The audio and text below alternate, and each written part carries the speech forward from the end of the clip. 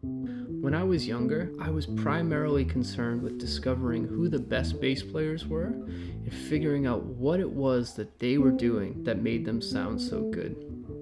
I'm still passionate about this, but along the way, I had a pretty big epiphany. What I realized as I got older was that the process of getting better at music is one of problem solving and self-discovery.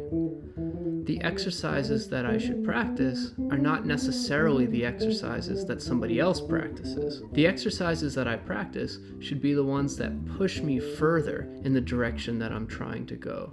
They're the ones just outside of reach. The exercises that I'll practice 3 years from now are going to be much more complicated than the exercises that are going to best serve my progress as a musician today.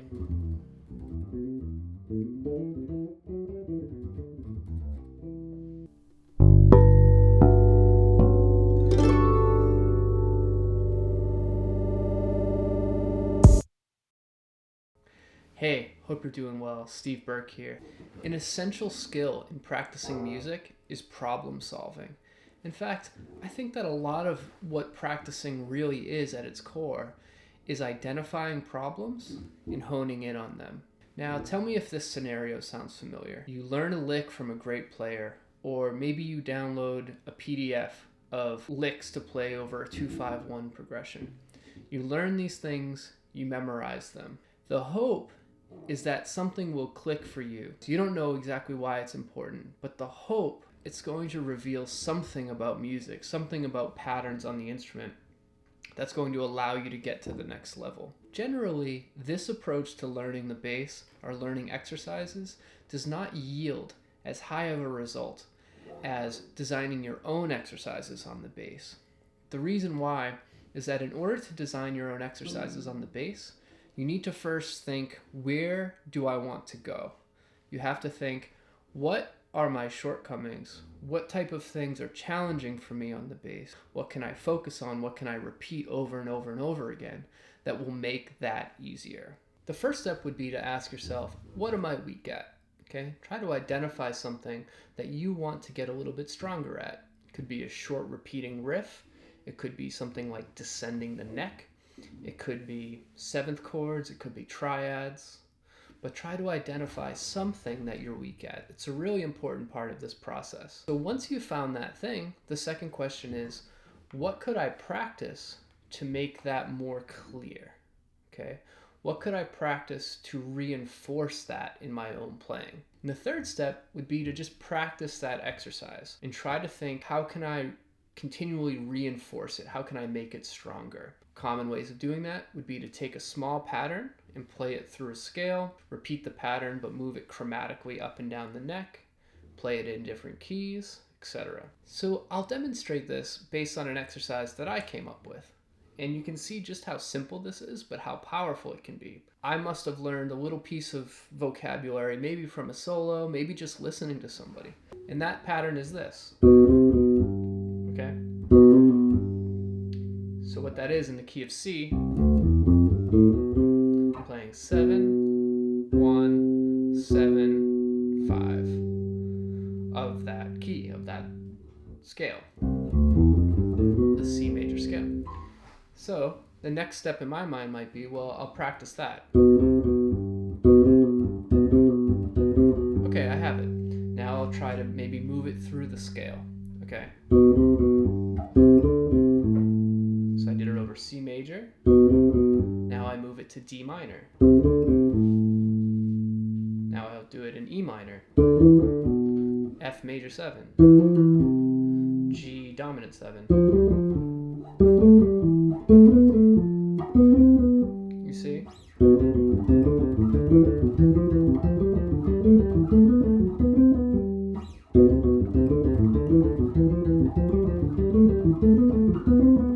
And by doing so, I've now learned this pattern in all the chords of the major scale as well. So major, minor 7, major 7, dominant 7, half diminished 7, okay, minor 7 flat 5.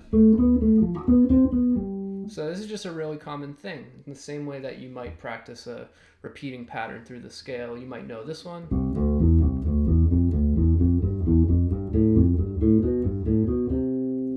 same type of thing. I'm just coming up with my own piece of vocabulary that I want to reinforce. Obviously, you want to try going backwards as well.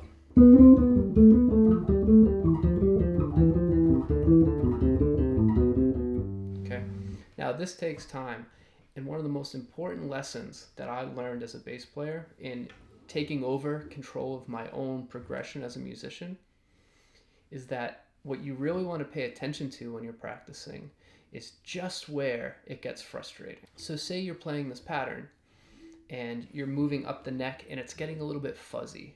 Maybe you know it here, and you know it here, and you know it here.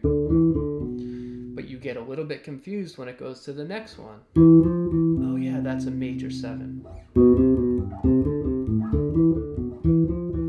But I get a little bit, is it that? No, it's that, okay? So I'll just spend 5 minutes playing it medium tempo, slow tempo, fast tempo. Work it out. This is like training, okay?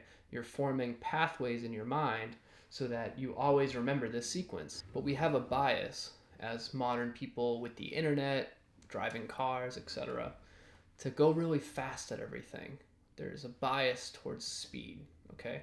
But with music and with memorization and with training, you actually get rewarded for taking things very, very slowly.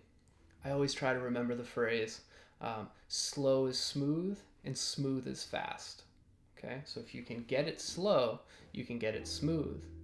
And once it's smooth, you can get it fast. If you can't get it smooth, you can't get it fast. So once I can play this exercise smoothly up and down the neck, the next step would be, how can I wring more value out of this exercise? One way might be to use hammer-ons and pull-offs, okay? So that's a hammer-on there to pull off.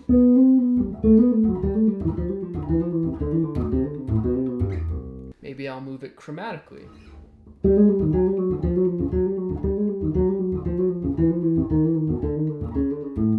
Maybe I'll move it through the cycle of fifths or cycle of fourths.